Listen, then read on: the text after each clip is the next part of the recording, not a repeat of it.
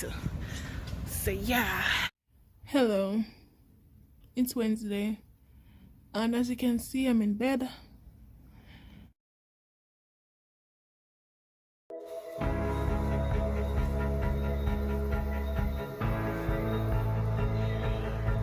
Again.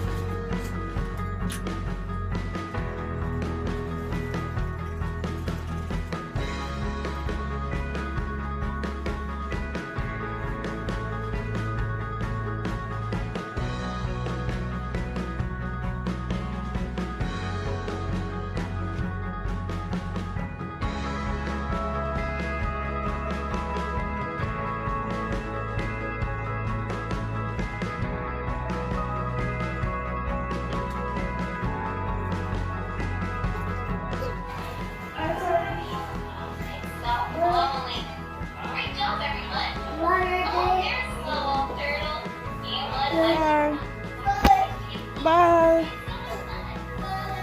Bye, baby. So myself, I don't love this for myself one bit. But you gotta do what you gotta do when you want to become a rich aunt. Not even got my money.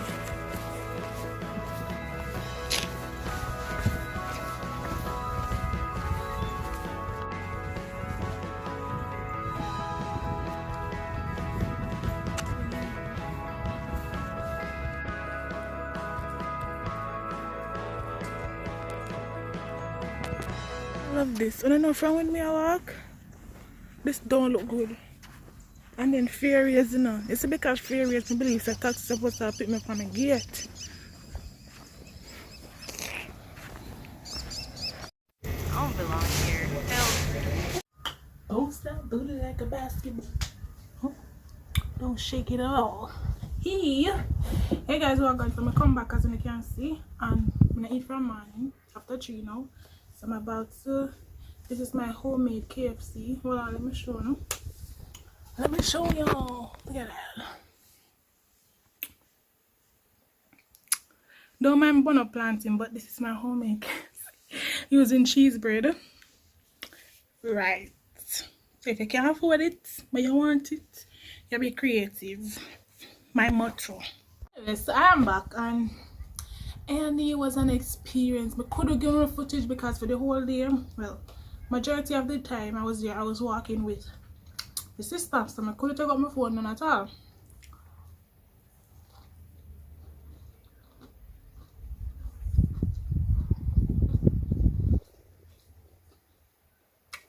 Me a chef. Not ask me a chef. Anyways, so yeah, you just make me feel done. That's it. That's all I have to say. Feel done. Like, I just realize how bad this school when me go set me up. I don't know nothing. Majority of the stuff when they ask me, I never hear about it. So they might ask me something and say me, but kind of push me and motivate me to do something because the feeling when I get to the of doneness, I don't want it again. I've never been in a world where I was so helpless like Annie. But anyways, experiences there was the staff like me feel like a foreign me there. Me not alive. Like med-surge, me no want to go back to med-surge. Like Annie is a whole like me feel like a foreign, like a New York, one of them places there. First of all, organization turn up. Everything is where it's supposed to be.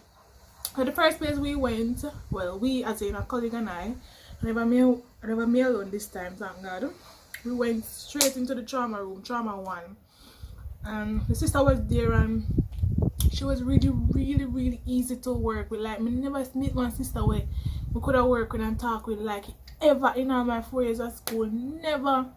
The whole staff at A&E like thumbs up, like ratings 10 out of 10 would recommend. Like, them take time to explain certain things. But you know, A&E is a very fast pace place. So most of the time it's kind of like stay out of the way. So we get the introduction, we get the handover, same time as we go. And I was with the sister, as I said, and she explained everything she's doing. Like after she get the handover, while she's getting the handover, she explained everything. After the staffing, the scheduling, everything this lady explained. I'm just so wow. Like where were you guys all my life? This never happened there, so it never happened there, so anyways.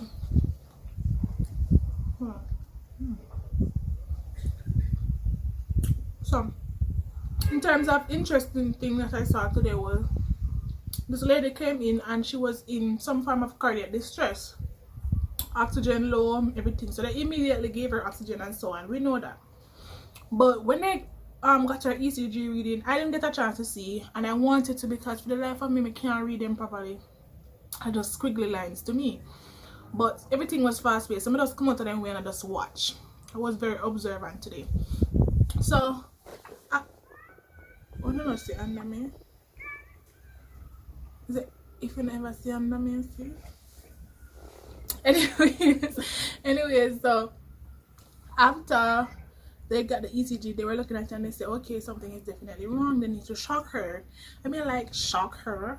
Is that a term for something like, I know of persons being in shock, but you never know if you're shocking somebody unless them, like, their heart stop beating. So it's the same thing apparently, and they were getting him ready and for shock her and something, but it was kind of risky because they're saying that they don't want to shock her and then she going to V-fib and all them something there. So that was really exciting. Also, I saw two chop up, one in the back, one on the shoulder, and I saw a stab to the chest. I thought that the stab to the chest would have freaked me out because I'm kind of afraid of, like, it's a fear of mine, stabbing, machete, anything like that. It's not really my right, but it was really bad. It was actively bleeding, but me that assume says that we're gonna spray out and just look bad, like it never that bad, deep and everything, but as someone we could have deal with. So there's some realize that alright, Andy may look like so we can work, so fingers crossed. So yeah, I like Annie. I'm going back tomorrow and I really hope that I get to do a lot more. So happy to come home and share it with you guys. I can't wait for you to reach you, so, and if you're there, so, right, you know what I mean. So nursing is getting exciting. Alright, so see you tomorrow, I guess.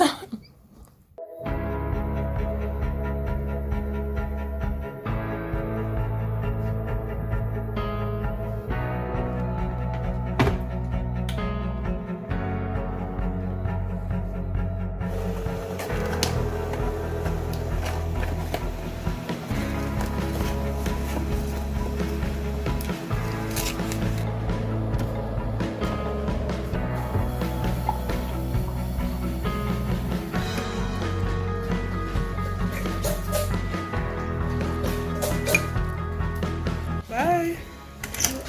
Bye, baby. You can come. Bye. Bye.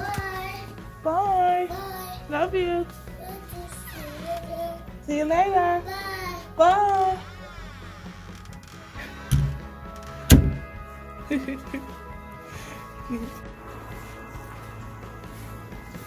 Yesterday I walked all the way and I thought that yesterday was gonna be the worst. Now I am almost exiting my scheme and all know when I get a taxi. I'm left my house 6:20. And to top it off, the person that I am scheduled with today decided that she ain't coming because she's not sick. Me used to the sellout, you know, but never know if it'll come this quick. So if she'll watch this, or when you watch this, just know you do me dirty and your time is coming. Anyways guys, so good morning. It's Tuesday. I'm going to A&E and the day started off bad, but trying to be positive.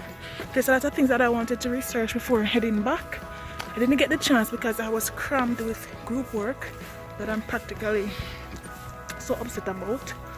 but nonetheless, hope the day run off quick and I have a good day. I'm leaving at 12, so right.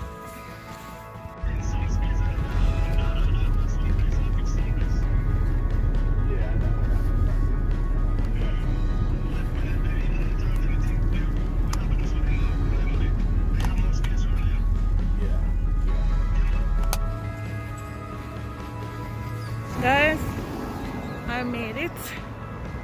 It's a little past 7, but I am heading. By the way, this is the hospital behind me where it used to be like. Used to. So yeah. Over where I see the sign was the emergency this way. That's where I'm heading. These are the tents and everything.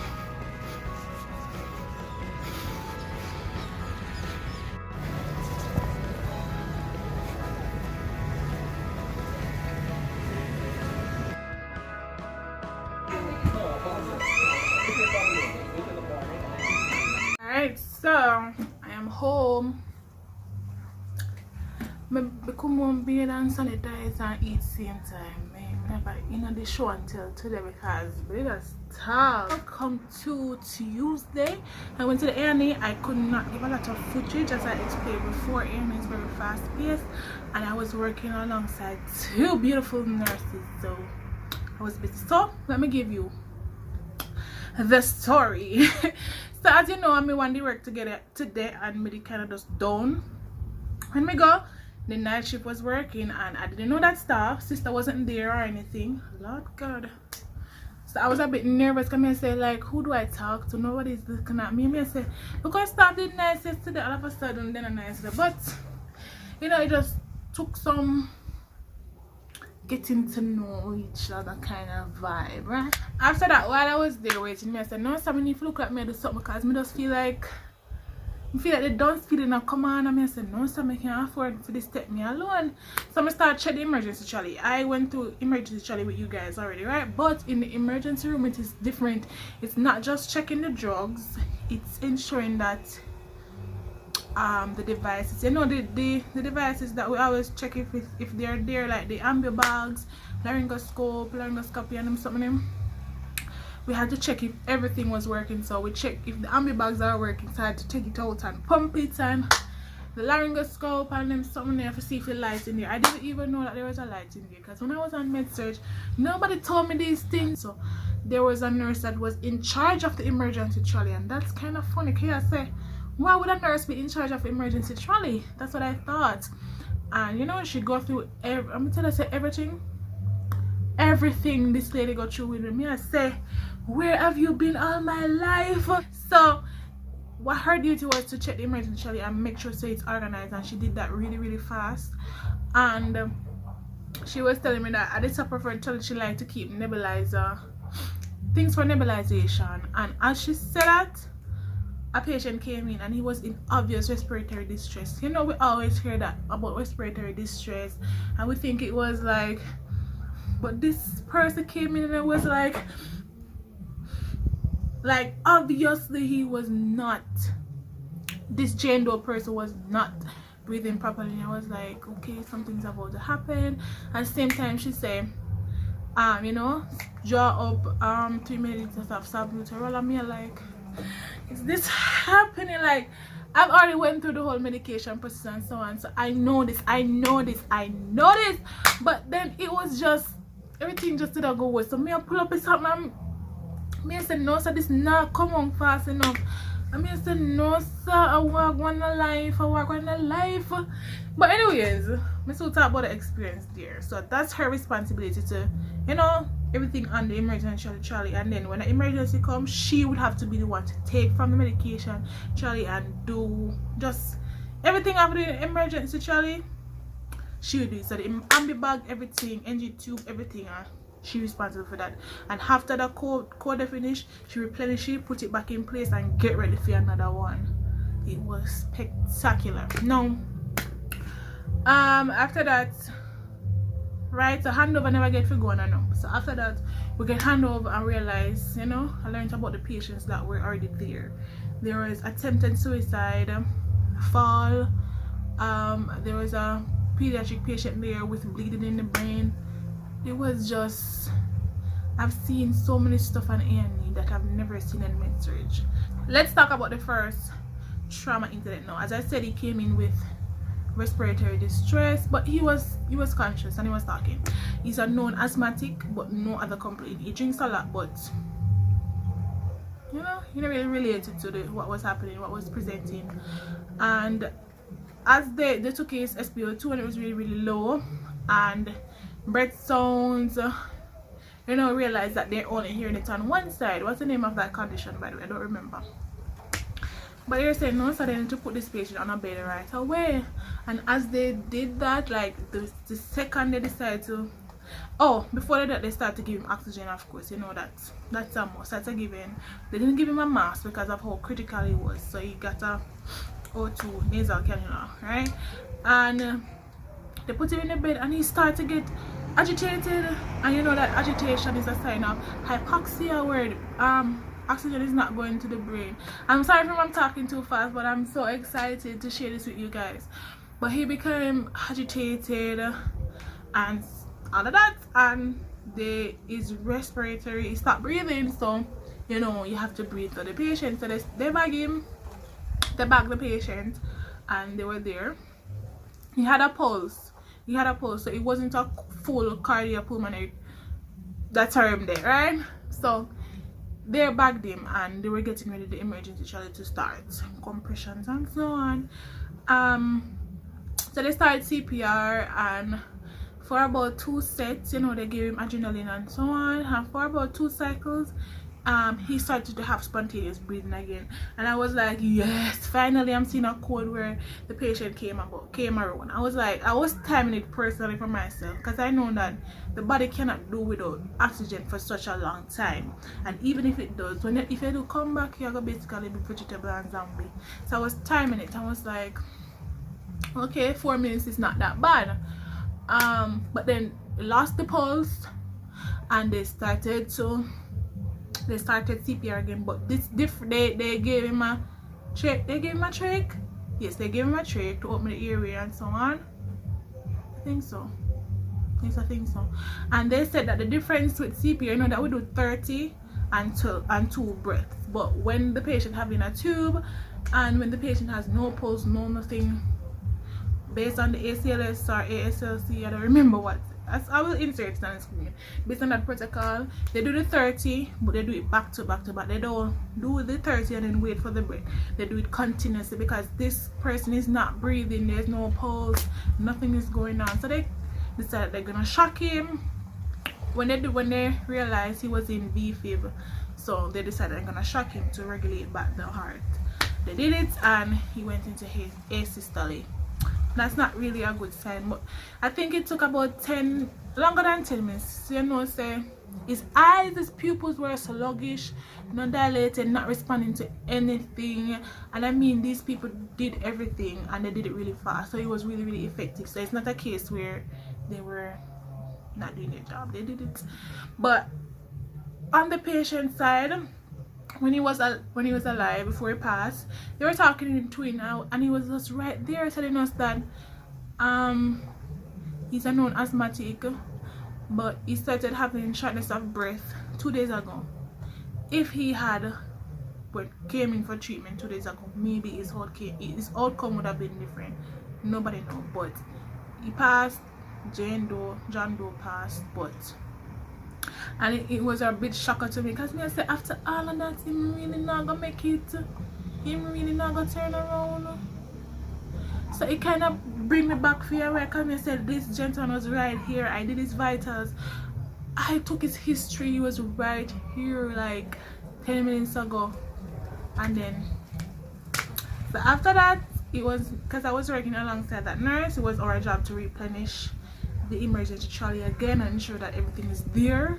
And after that, she brought me into a room and she explained everything. I've never experienced such a I think I'm in love. So anyway, we got a call that another person is coming in critically, and it's something blood related. We didn't get any information. So John Doe came in, and John Doe was just out of it. John Doe was in terms of bleeding, he was actively bleeding. Blood was just everywhere. John Doe had a swelling to his head, and it was just awful. The floor was just a mess. So of course me step out of the way now, because me I say me not mess up this, but me want to see it. So I step back. Nope, I was told that, you know, I had to put on a gown and N95 mask and get ready to help. So I was like, okay, cool, say less and stuff like that. So I was there actively engaged in it, and it was like the time of my life. This person needed an NG tube, and I'm telling you that on medical ward I've done NG tube quite a few times, maybe about 10 times in total from year 1 till now. Not a lot, but a far more than other persons, right? We don't really get the opportunity that much. And believe you me, I did this in like less than 2 minutes. I was really proud of myself. I think it was just the drive and how fast everybody was going, and they were guiding me, right? The reason why I was doing it is because one person stepped out of the room with a DKA patient who was critically ill, so they were one person short, and I just had to go, and I was loving it. So this person report that they was in a were in a motor vehicle incident. So they were looking, if you were in a motor vehicle incident, why are you having this type of, you know, bleeding and so on. So when we did they did the inspection, realized that it was gunshot wound, GSW, and obviously the person lied. I don't know who the person is or their background or whatever they're affiliated with, but obviously they lied. It was gunshot wound, and it was a lot. I think it was 9 in total, 3 to the head and some in the abdomen. This patient turned out to have a pneumothorax. Blood was in the pulmonary cavity and so on, so they had to get chest tube. It was a lot of things happening to that patient, catheterization as well. Everything was happening to that patient, and I was in awe of it all. The patient was really hard to deal with. He refused treatment. I think he was just scared, or as I said, I don't know his background, but he ended up bad up the people them. And when we called the doctor to do the chest tube, you know, it was a big problem, but eventually they got it done. They controlled the bleeding, and he left because he had bullets in his head, bullets in his side and so on. There was just one exit wound to the hand, and I've never seen an exit wound before versus a wound that doesn't have an exit wound, right? Just the entrance. So the entrance is a bit small, and the exit wound just look bust out. So I've never seen it before up close. I saw it in my first year, but they weren't exit wounds. So I don't know when he left. Right. So after that, the air was cleaned again. So all the blood and everything cleaned up in a no time. We replenished the emergency trolley and ensure that everything is still working again. We check off everything, and then she brought me to an area and explained everything.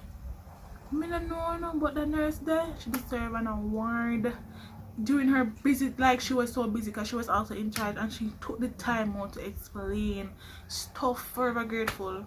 So I'm gonna, after my rest off and something, maybe tomorrow, I don't have clinicals tomorrow, I will do a lot of research for my personal use, of course.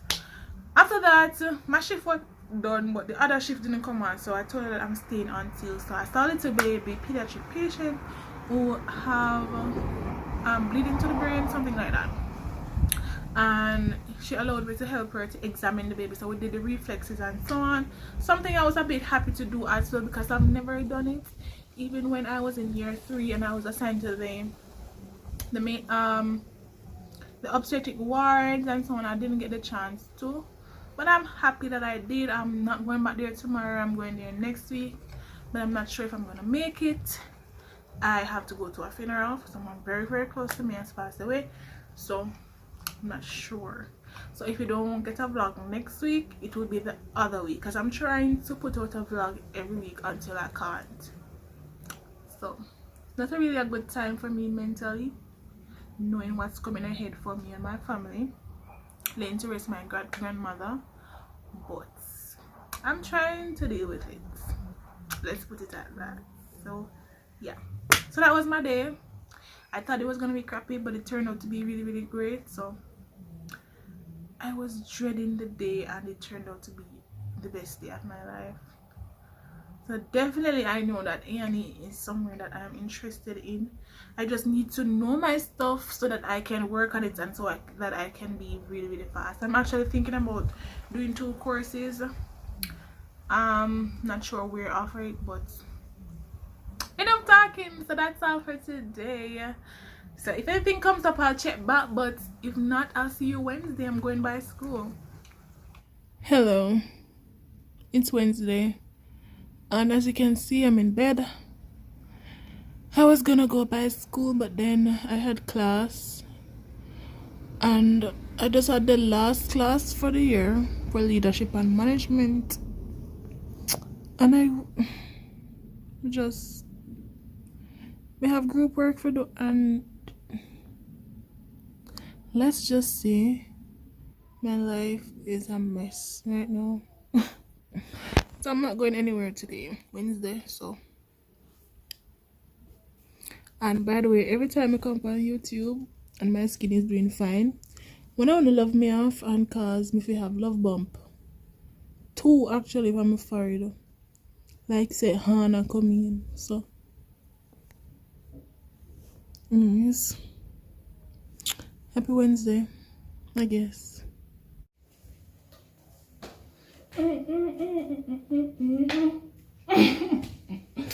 Anyway, so today I went Terry. Wednesday, Thursday. Today's Thursday. Happy Thursday. I should have day up as should have day Chronicles, but I am redoing a test. Oh my god. I'm redoing a test, and so we decided to school Chronicles, so I can prepare for that test at 4. So that's what I'm gonna do. I'm gonna get ready now to head by school. I like look after 8, so I'm gonna try to reach by 10 the latest. So right, I'm in a good mood despite how my face look, but yeah.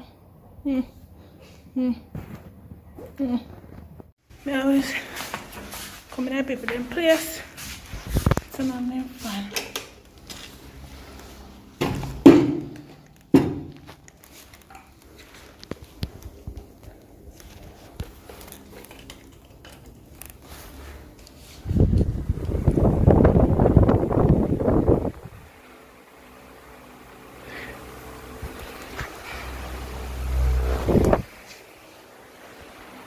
Me alone as per usual.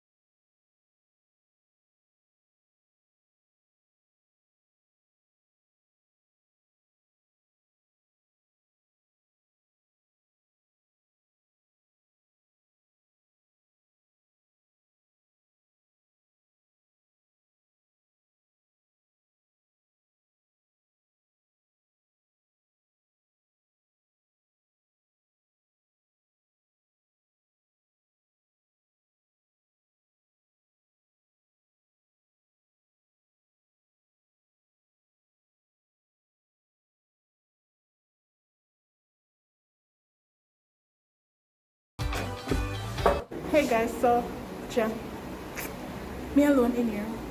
I'm reach as you can see, and I could just jump right into the studying. So I'll see you guys shortly, or during exam or after exam. I'm not sure. I'm late. So after 11, I got to 12. So I'm gonna start studying from morning. So all the time. So see you in a few.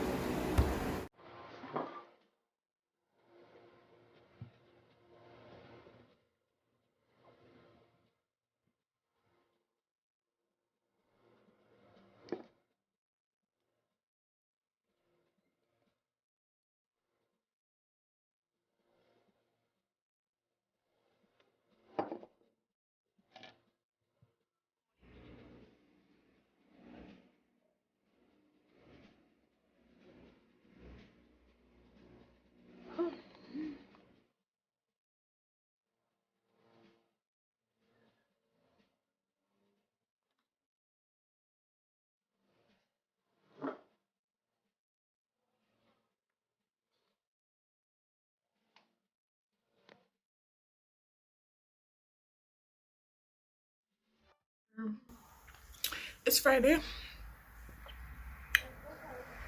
I am a mess. They start bad. Late. I'm in class. I drink iced tea and I'm not well. But happy Friday. Hi guys, so it's still Friday. Still a bad day. Still in class. But I'm not drinking iced tea, I'm drinking iced coffee this time. So today will get better. But I think I'm gonna end the vlog here because I have a lot of work to do and we just want to get it over with. Like just this week, it might not show, but this week has been a roller coaster. And then today everything just dropped down for me. Like me just want the semester done. One done with school, one done. I'm sure a whole lot I want to share the same sentiments. So thanks for watching and see you next week. I see you in next week's upload. So